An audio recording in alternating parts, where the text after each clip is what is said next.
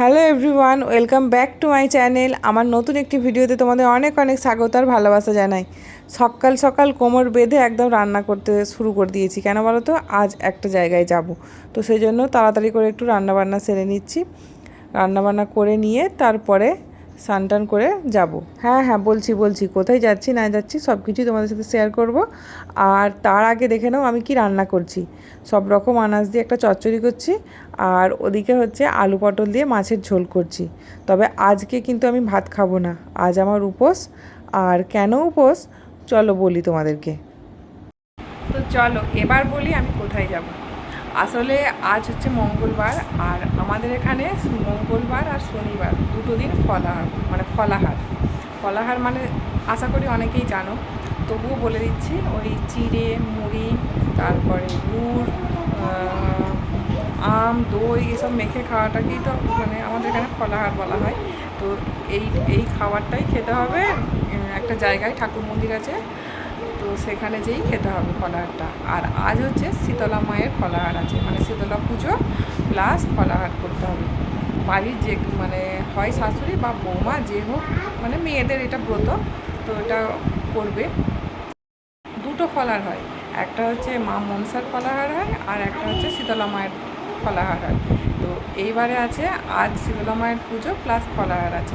তো আজকের ফলাহারটা আমিই করব। মাকে বললাম যে মাই করবে বলছিল সকাল থেকে, তো আমি বললাম যে না মা, আমি আজকে তাহলে আমিই করি। মা বলছিল তুমি তাহলে সামনে শনিবার একটা করবে, শনিবার একটা মা মনসার ফলাহার আছে। তো আমি বললাম যে না মা, আপনি শনিবারটা করবেন, আমি আজকে একটা করি। বলে তাহলে তাই করো। তো সেই জন্য আমি সকাল থেকেই উপোস আছি। উপোস বলতে শুকনো মুড়ি খেয়েছি অল্প কটা, আর ওখানে যে ফলাহার করতে হবে। আর সেই জন্য সকাল সকাল করে রান্নাবান্না কাজকর্ম সমস্তটা সেরে নিয়েছি, স্নান করেছি, পুজো সমস্তটা করে নিয়েছি। এবার জাস্ট রেডি হব, রেডি হয়ে আর বেরিয়ে যাব। তো একটু দেরি আছে, তোমাদের দাদাভাই আরে সবাই খাওয়া দাওয়া করে নিই। হ্যাঁ, মেয়ে বলছে আমাকে নিয়ে যাও, আমাকে নিয়ে যাও। তোমাকে তো নিয়ে যাবো মা, পড়তে হবে না তোমাকে, এখন জামা পরতে হবে না, এখন দেরি আছে, খুব দেরি আছে। দেখেছে ওইখানে জামা প্যান্ট চেয়ারের মধ্যে সমস্ত কিছু শাড়ি টাড়ি আমার বের করে রেখেছে, ও ওখান থেকে ওর জামা নিয়ে আসতে গেছে। তো ওকে তো নিয়ে যাবোই, ও তাও ওর বিশ্বাস হয় না যখন কোথাও যায় না, ওই একা একবার আর রেখে আরামবাগ যাই তো ঠাম্মি দাদুর কাছে, তো ও ভাবে যে এবার যদি রেখে চলে যায়, ও সেই টেনশানেতে ও মানে আমার পিছন ছাড়বে না। ও যদি জানে যে আমি কোথাও যাচ্ছি তাহলে ও ঠিক মানে আমার পিছন পিছন ঘুরবে। তো যেটা বলছিলাম, ছাড়া শীতলা মায়ের মন্দির আমি একবারও দেখিনি। 12 বছর আমার বিয়ে হয়ে গেছে, কিন্তু আমি এক বছরও যাইনি। আর বললামই তো একবার মাত্র মা মনসার ফলাহারটা করতে গিয়েছিলাম, তখন ছেলে অনেক ছোট ছিল, তখনই গিয়েছিলাম, তারপর আমি আর যাইনি। আসলে না আমার অন্য কিছু প্রবলেম নয়, আমি মুড়ি খেয়ে একেবারে সারাদিন থাকতে পারি না। তবে আমি এবছর আমি থাকবো, আমি মানে আমি অনেক কষ্ট করে হলেও আমি করবো। তবে এখন অবধি আমার কিছু কষ্ট হচ্ছে না। তো যাই হোক, আমি ওই জন্য শীতলা মায়ের ফলাহারটা আজকে করতে যাচ্ছি। চলো একেবারে ওখানে, জানি না ওখানে কি কেমন লোকজন বা কিছু তোমাদের সাথে শেয়ার করতে পারবো কি না, তবে যতটা পারবো শেয়ার করবো। আর একটু পরেই রেডি হব। আর তাছাড়া তোমাদের দাদাভাই আমাকে নিয়ে যাবে, তো খাওয়া দাওয়া করে নিই, খাওয়া দাওয়া করে নিলে আমরা বেরিয়ে যাবো। তো ততক্ষণে আমি রেডি হইনি, চল পরে আসছি আবার।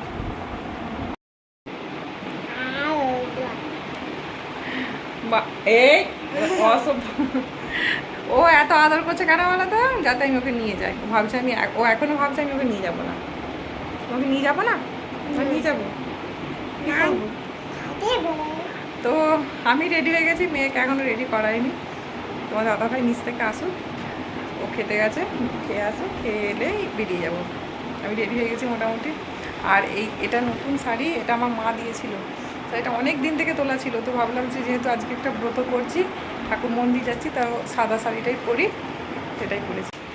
তো আমাকে কেমন লাগছে কমেন্টে জানাবে অবশ্যই। এদিকে আমার সব ফল, তারপরে দই মিষ্টি, মানে ফলাহারের যা যা প্রয়োজন সব কিছু জিনিস এখানে আছে। এবার আমি এগুলো সব একে একে ব্যাগে ভরে নেব, ব্যাগ গুছিয়ে নিয়ে বেরিয়ে যাব। তো এদিকে আমার ব্যাগ গোছানো সব কমপ্লিট, এবার বেরিয়ে পড়ব।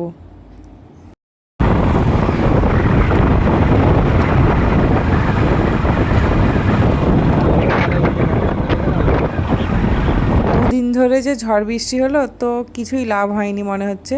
সূর্যের তাপ বেশ এখনও মানে শক্তিশালী আছে, আর গরমও রেখেছে কিন্তু আজ খুব ভালোই। তো আজ একটু বৃষ্টি হলে মনে হচ্ছে ভালো হতো, কারণ রাস্তায় বেরিয়ে যা তাপ লাগছে সূর্যের, একদম ভর দুপুরবেলায় যাচ্ছি, সেই জন্য হয়তো আরও বেশি লাগছে। তো বেশিক্ষণ লাগবে না, আমাদের এখান থেকে 12-13 মিনিট, বড় জোর হয়তো 15 মিনিট লাগবে, তাহলেই পৌঁছে যাব মন্দিরে। আর এই যে ঠাকুর মন্দিরের শীতলা মা, একটু ফাঁকা পেয়েছিলাম তাই মায়ের মূর্তিটা তুলেছিলাম।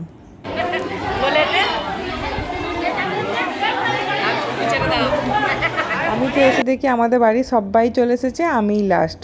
তো দেখতে পাচ্ছ কি পরিমাণ লোকজন, পুরো মন্দিরের এলাকাটা, চত্বরটা সমস্তটা ভর্তি লোকজন, প্রচুর। মানে এটা তো যেহেতু মহিলাদের বললামই, তো সমস্ত মেয়েরা এখানে বসে আছে। আর মেয়ে দেখো লোকজন দেখে জড়ো সড়ো হয়ে বসে আছে, মানে ও আমার কোল থেকে নামছেও না।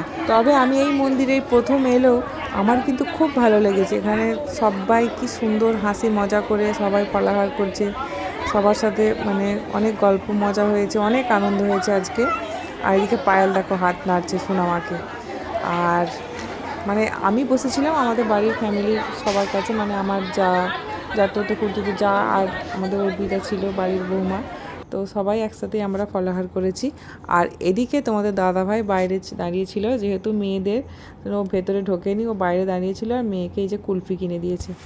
তো এখন আমরা খাওয়া দাওয়া করে বাড়ি ফিরছি। আর রাস্তাটা দেখো, দুপাশে বাঁশ গাছ আর মাঝখানে রাস্তা, পুরো একদম পিওর ভিলেজ নেচার, খুব সুন্দর কিন্তু রাস্তাটা। তো এই মাত্র বাড়িতে ফিরলাম, পাপাকে একটু দেখা, আর এখন ছেলেকে খেতে দেবো। এই যে একটু ওখানে তো যা ভিড় লোকজন ছিল, একটু কথা বলা যায়নি, মানে কথা বলা সুযোগই নেই।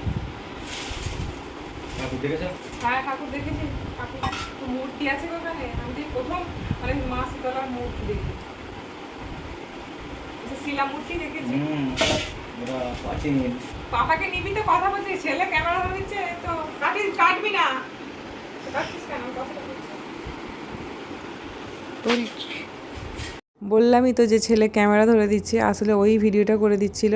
আর ও না মাঝে মাঝে ভিডিও ভালো করে দেয়, আবার ভিডিও মানে মাঝখানে ভিডিও চলতে চলতে ভিডিও কাট করে দেয়, তো একটু সেরকম কেমন লাগবে না ভিডিওটা, তো সেজন্য ওকে বারণ করেছিলাম যে ভিডিওটা কাটিস না।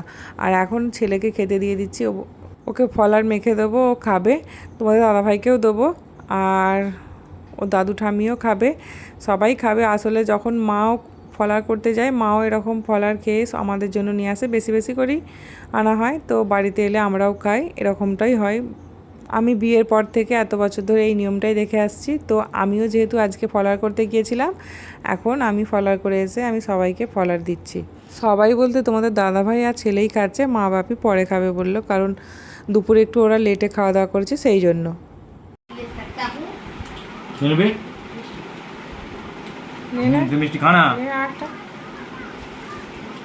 তো এখন বাজছে 8:30, একটু সকালই খাবার খেয়ে নিচ্ছি। খাবার বলতে শুকনো মুড়ি, গুড় নিয়েছি, আর রসগোল্লা নিয়েছি, শসা, আর এই মটর ছোলা আর কি ভাজা। তো এটাই খেতে হবে রাত্রেবেলা, মানে আজকে সারাদিন মুড়ি বললামই তো, তবে শুকনো ভিজিয়ে আর খাওয়া যাবে না, দুপুরে সেই ফলার খাওয়া হয়ে গেছে, তারপরে আর ভিজিয়ে খাওয়া যাবে না, তো এখন এটাই খাচ্ছি। তো চলো, ভাবলাম যে ভিডিওটা শেষ করে দিই, আর আজকে সেরকম কিছু তোমার সাথে শেয়ার করলাম না, তো ছোটোর মধ্যেই ব্লগটা করলাম।